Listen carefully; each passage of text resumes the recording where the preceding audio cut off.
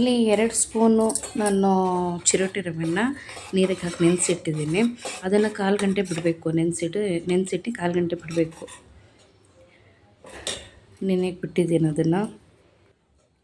ನಾನು ಅಷ್ಟರೊಳಗೆ ಇದು ಹಣ್ಣು ಕಟ್ ಮಾಡ್ಕೊಳ್ಳೋಣ ಅಂತ ಹೇಳ್ಬಿಟ್ಟು ಮಾವಿನ ಹಣ್ಣು ತೊಗೊಂಡಿದ್ದೀನಿ. ಹಾಗೆ ಅದನ್ನು ಚೆನ್ನಾಗಿ ವಾಶ್ ಮಾಡ್ಕೊಂಡ್ಬಿಟ್ಟು ಕಟ್ ಮಾಡ್ತಾಯಿದ್ದೀನಿ. ಮೇಲಿನ ಸಿಪ್ಪೆ ಎಲ್ಲ ತೆಗೆದ್ಬಿಟ್ಟು ಹಣ್ಣನ್ನು ನಾನು ಕಟ್ ಮಾಡ್ತಾಯಿದ್ದೀನಿ. ತುಂಬ ಚೆನ್ನಾಗಿರುತ್ತೆ ಮಾವಿನ ಹಣ್ಣಿಂದು ಪುರಿ. ನನ್ನ ಮಗಳಿಗೆ ಸ್ವಲ್ಪ ಪುರಿ ಅಂದ್ರೇ ಇಷ್ಟ. ಅದು ಮಾವಿನ ಹಣ್ಣು ಕೂಡ ತುಂಬ ಇಷ್ಟ ಅವಳಿಗೆ. ಅದಕ್ಕೆ ನೋಡೋಣ ಇವತ್ತು ಮಾವಿನ ಹಣ್ಣು ಪುರಿ ಮಾಡೋಣ ಅಂತ ಹೇಳ್ಬಿಟ್ಟು ಮಾಡಿ ಸ್ಕೂಲ್ಗೆ ಹಾಕಿ ಕಳಿಸಿದ್ದೀನಿ.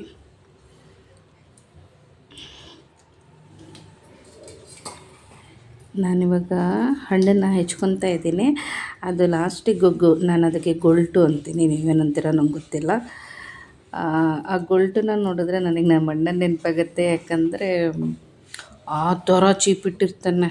ನಾನು ತೋರಿಸ್ತೀನಿ ನೋಡಿರಿ. ನಾನು ಅದು ಚಾಕುಲಿ ಕಟ್ ಮಾಡ್ಕೊಂಡಿದ್ದಕ್ಕೆ ಆ ಥರ ಅಷ್ಟು ಚೆನ್ನಾಗಿ ಚೀಪಿಟ್ಕೊಂಡು ಬಂದಂಗಿದೆ ಅದು ಗೊಲ್ಟು. ನಮ್ಮಣ್ಣ ಅದೇ ರೀತಿಯೇ ತಿನ್ನೋದು. ನನಗೆ ಅಷ್ಟು ನೀಟಾಗಿ ತಿನ್ನೋದಕ್ಕೆ ಬರೋಲ್ಲ. ಗೊಲ್ಟಲ್ಲಿ ಹಣ್ಣು ಇದ್ದೇ ಇರುತ್ತೆ, ಆ ಥರದ್ರಲ್ಲಿ ತಿಂತೀನಿ. ಇವನು ಬರೀ ಗೊಲ್ಟು ಕಾಣಬೇಕು ಆ ರೀತಿಯಲ್ಲಿ ನಮ್ಮಣ್ಣ ತಿಂತಾನೆ. ಅದನ್ನು ನೋಡಿದಾಗ ನನಗೆ ಒಂದೇ ನೆನಪು. ಇದು ತೋರಿಸ್ತಾ ಇದ್ದೀನಿ. ಈ ರೀತಿ ಚೀಪಿಟ್ಟಿರ್ತಾನೆ ನಮ್ಮಣ್ಣ ಗೊಲ್ಟನ್ನ. ನಂಗೆ ಅಷ್ಟು ನೀಟಾಗಿ ತಿನ್ನೋಕ್ಕೆ ಬರೋಲ್ಲ. ಅವನು ಇದೇ ಥರ ನೀಟಾಗಿ ತಿಂತಾನೆ. ರುಬ್ಕೊಂಡು ಬಂದು ಆಯಿತು. ಇವಾಗ ಹಣ್ಣು ರುಬ್ಕೊಂಡು ಬಂದು ಇವಾಗ ತೋರಿಸಿದ್ದೀನಿ ನಾನು ಜಾರದಲ್ಲಿನೇ. ಇವಾಗ ಈ ಬೌಲಲ್ಲಿ 2 ಬೌಲು ಗೋಧಿ ಹಿಟ್ಟು ಹಾಕ್ಕೊತಾ ಇದ್ದೀನಿ. ಇವಾಗ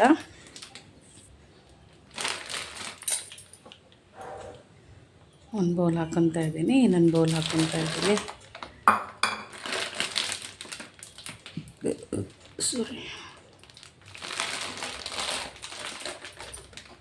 ಇನ್ನೊಂದು ಬೌಲ್ ಕೂಡ ಹಾಕ್ಕೊತಾ ಇದ್ದೀನಿ ಗೋಧಿ ಹಿಟ್ಟನ್ನ. ಹಾಗೆ ಇವಾಗ ನೆನೆಸಿಟ್ಟಿದ್ನಲ್ಲ ಅವಾಗ ಚಿರೋಟಿ ರವೆನ ಅದು ತೊಗೊಂಡು ಬರ್ತಾಯಿದ್ದೀನಿ. ಅದು ತೊಗೊಂಡು ಬಂದುಬಿಟ್ಟು ಇವಾಗ ಅದ್ರ ಮೇಲೆ ಹಿಟ್ಟಿಗೆ ಆ್ಯಡ್ ಮಾಡ್ತಾಯಿದ್ದೀನಿ. ರವೆ ನೆನೆಸಿ 1/4 ಗಂಟೆ ಆಗಲೇಬೇಕು. 1/4 ಗಂಟೆ ನೆನೆಸಿಡ್ಲೇಬೇಕು ನೀವು. 1/4 ಗಂಟೆ ನೆನೆಸಿಟ್ಟಿರೋದು ರವೆ ಇದು. ಈಗ ಹಿಟ್ಟಿಗೆ ಆ್ಯಡ್ ಮಾಡಾಯಿತು. ಇವಾಗ ಸ್ವಲ್ಪ ಉಪ್ಪು, ರುಚಿಗೆ ತಕ್ಕಷ್ಟು ಉಪ್ಪು. ಆದಮೇಲೆ ನಾವು ಹಣ್ಣನ್ನು ಏನು ರುಬ್ಕೊಂಡು ಬಂದಿದ್ವಿ ಅವಾಗ ಅದನ್ನು ಇವಾಗ ಹಾಕ್ತಾಯಿದ್ದೀನಿ, ಹಿಟ್ಟಿಗೆ ಆ್ಯಡ್ ಮಾಡ್ತಾಯಿದ್ದೀನಿ. ನಾವೀಗ ಕಲಿಸ್ಕೊಳೋ ಟೈಮಲ್ಲೂ ಅಷ್ಟೇನೆ. ಈಗ ಹಣ್ಣಲ್ಲೇ ನಾನು ಕಲಿಸ್ಕೊತೀನಿ ಫಸ್ಟು. ಹಣ್ಣಲ್ಲಿ ಕಲಿಸ್ಕೊಂಡು ನಮಗೆ ಅದು ಇನ್ನೂ ನೀರು ಬೇಕಾಯಿತು ಅಂದವಾಗ ಬೇಕಾದ್ರೆ ಸ್ವಲ್ಪ ನೀರನ್ನು ಆ್ಯಡ್ ಮಾಡ್ಕೊಳ್ಬೋದು. ಇವಾಗ ನಾನಲ್ಲಿ ಅದಿಷ್ಟರಲ್ಲೇ ನಾನು ಕಲಿಸ್ತಾ ಇದ್ದೀನಿ, ನೋಡೋಣ ಅಂತ ಹೇಳ್ಬಿಟ್ಟು ಮಿಕ್ಸ್ ಮಾಡ್ತಾಯಿದ್ದೀನಿ. ಅದನ್ನಷ್ಟನ್ನು ಸೇರಿಸಿ ಆದ್ರೂ ಅದು ನನಗಿನ್ನೂ ಒಂದು ಸ್ವಲ್ಪ ನೀರು ಬೇಕಾಯಿತು. ಅದಕ್ಕೋಸ್ಕರ ಇವಾಗ ನೀರು ಆ್ಯಡ್ ಮಾಡ್ಕೊತಾ ಇದ್ದೀನಿ. ಸ್ವಲ್ಪ ಸಾಕು, ಅಷ್ಟೇ ನೀರು ಸಾಕು.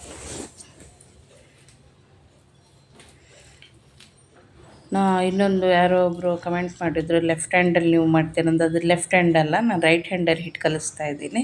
ಹಿಟ್ಟು ಕಲಸಾಕಿ ಇಟ್ಕೊಂಡಿದ್ದೀನಿ. ಇದು ಹಿಟ್ಟನ್ನು ನಾವು ಇವಾಗ ಕಲಸಿ ಒಂದು 1/4 ಗಂಟೆ ಬಿಡಬೇಕು. ಆ ಬೌಲ್ ಸರಿಯಾಗಿಲ್ಲ, ಅದಕ್ಕೆ ಇನ್ನೊಂದು ಬೌಲನ್ನ ಕರೆಕ್ಟಾಗಿ ಮುಚ್ತಾ ಇದ್ದೀನಿ, ಅದಕ್ಕೆ ಕ್ಲೋಸ್ ಮಾಡ್ತಾಯಿದ್ದೀನಿ. ಈಗ 1/4 ಗಂಟೆ ಆಯಿತು. ಈಗ ಪೂರಿ ಮಾಡೋದಕ್ಕೆ ರೆಡಿ ಮಾಡ್ತೀನಿ. ಯಾಕಂದರೆ ನನ್ನ ಮಗಳಿಗೂ ಕೂಡ ಸ್ಕೂಲ್ಗೆ ಲೇಟಾಗಿತ್ತು.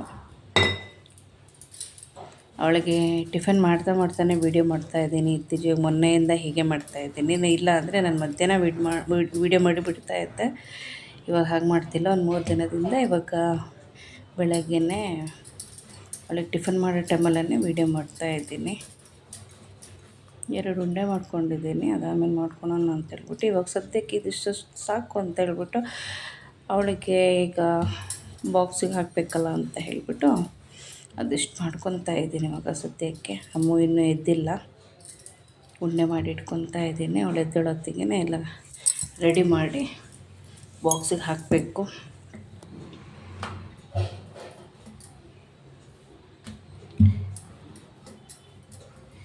ಈ ಥರ ಚೆನ್ನಾಗಿ ಸಣ್ಣದಾಗಿ ನಾನು ಮಾಡ್ಕೊತಿದ್ದೀನಿ. ದೊಡ್ಡದಾಗಿ ಮಾಡ್ತಾಯಿಲ್ಲ.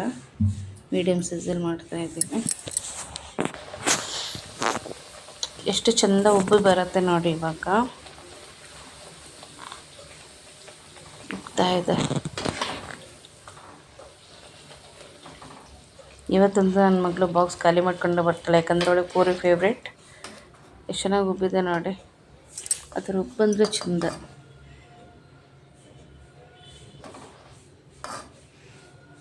ಇಲ್ಲಿ ಎಣ್ಣೆ ಹೀರ್ಕೊಳ್ಳಿ ಅಂತೇಳ್ಬಿಟ್ಟು ಪೇಪರ್ ಮೇಲೆ ಹಾಕ್ತಾಯಿದ್ದೀನಿ ಪೂರಿನ. ಇನ್ನೊಂದು ಬಿಡ್ತಾಯಿದ್ದೀನಿ ಪೂರಿನ.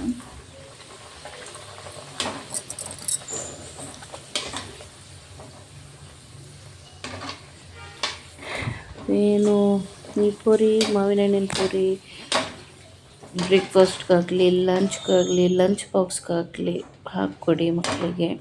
ಮಕ್ಕಳು ಇದನ್ನು ಇಷ್ಟಪಟ್ಟು ತಿಂತಾರೆ. ಮಕ್ಕಳು ತಿಂತಾರೆ, ದೊಡ್ಡವರು ಕೂಡ ತಿಂತಾರೆ. ಅಷ್ಟು ಚೆನ್ನಾಗಿರುತ್ತೆ ಇದು.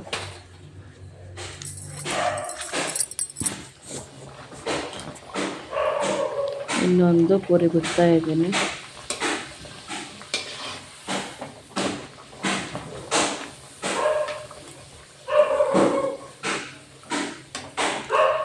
ಹೇಗೆ ಬಂತು ಅಂತೇಳಿ ನೀವು ಒಂದ್ಸತಿ ಟ್ರೈ ಮಾಡಿ ನೋಡಿ. ಹೇಗೆ ಬಂತು ಅಂತೇಳ್ಬಿಟ್ಟು ನನಗೊಂದು ಕಮೆಂಟ್ ಮಾಡಿ. ಈ ನಾಯಿ ಬೊಗಳ್ತಾ ಇದೆ ಇಲ್ಲಿ, ಬರೀ ಇಲ್ಲಿ ಸೌಂಡ್ ಜಾಸ್ತಿ. ಬೆಳಗ್ಗಿಂದ ಹೊಯ್ಕೊಂತ ಇದೆ, ಇದು ಏನಕ್ಕಂತ ಗೊತ್ತಿಲ್ಲ.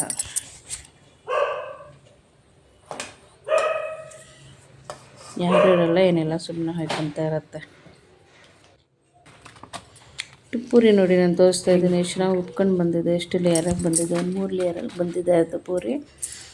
ಆಮೇಲೆ ನಾನು ಕಟ್ ಮಾಡಿಬಿಟ್ಟು ಬೇಕಾದ್ರೆ ತೋರಿಸ್ತೀನಿ ನೋಡಿ ಎಷ್ಟು ಚೆನ್ನಾಗಿ ಬಂದಿದೆ ಅಂತ. ಪೂರಿ ಹೇಗೆ ಬಂದಿದೆ ನೋಡಿ, ಸಕಲಾಗಿ ಬಂದಿದೆ. ಪದ್ರ ಪದ್ರಾಗಿ ಬಂದೈತೆ. ಸ್ಮೂತಾಗಿ ಬಂದಿದೆ.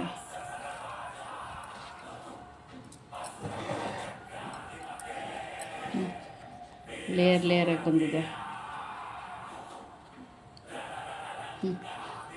3 ಲೇಯರಲ್ಲಿ ಬಂದಿದೆ.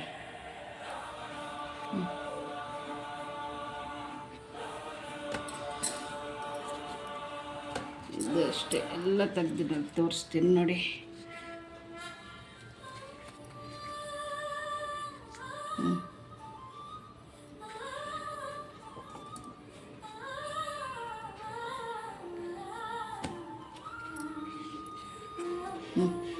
ಮೂರು ಲೇಯರಲ್ಲಿ ಬಂದಿದೆ. ಸಕಲಾಗಿ ಬಂದಿದೆ ಪೂರಿ ಮಾತ್ರ.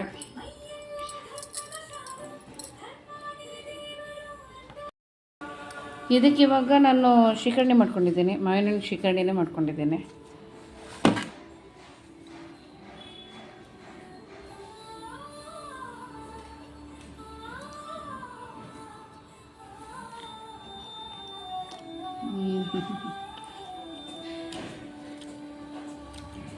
ತಿಂತಾ ಇದ್ರೆ ತಿಂತಾನೇ ಇರಬೇಕು ಅನಿಸುತ್ತಾ.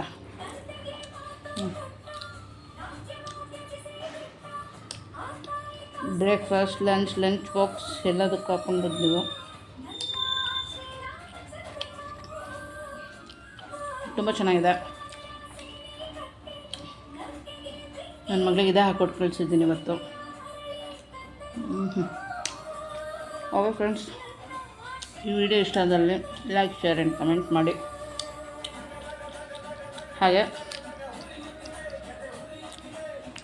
ನನ್ನ ಚಾನಲ್ನ ಯಾರು ಸಬ್ಸ್ಕ್ರೈಬ್ ಮಾಡ್ದೇ ನೋಡ್ತಾ ಇದ್ದೀರೋ ಅವರು ನನ್ನ ಚಾನಲ್ನ ಸಬ್ಸ್ಕ್ರೈಬ್ ಮಾಡಿಕೊಂಡು ವಿಡಿಯೋ ವಾಚ್ ಮಾಡಿ ಅಂತ ಹೇಳ್ಬಿಟ್ಟು ತಿಳ್ಕೊತಾ ಇದ್ದೀನಿ. ಇನ್ನು ನೆಕ್ಸ್ಟ್ ವಿಡಿಯೋದಲ್ಲಿ ಮತ್ತೆ ನಾನು ಸಿಗ್ತೀನಿ. ಅಲ್ಲಿವರೆಗೂ ನಮಸ್ಕಾರ.